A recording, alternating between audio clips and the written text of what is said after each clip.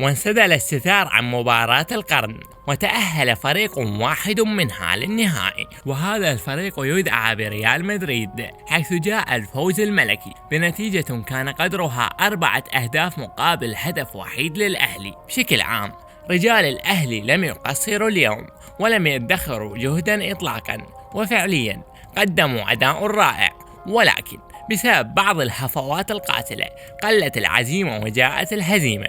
وبعد أن دققت وتمحصت المجريات وجدت أن هنالك عوامل سلبية حاضرة وبقوة عند الأهلي كالارتباك والاستعجال، وهذا طبيعي لكبر الحدث وقلة خبرة الأهلاويين في هكذا مواعيد.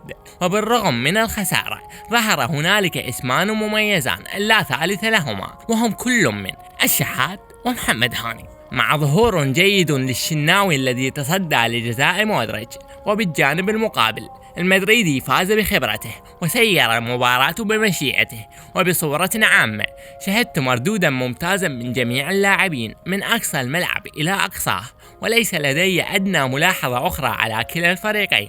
وفي الختام لا يسعني إلا أن أقول هارد لك لجميع محبين الأهلي من شتى بقاع الوطن العربي. لا تحزنوا يا إخواني، وتيقنوا أن القادم أفضل إن شاء الله.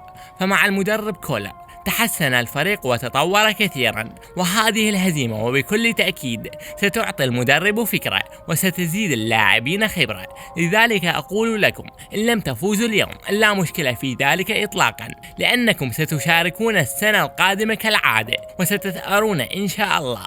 كان معكم عبد الله ورمع، السلامة.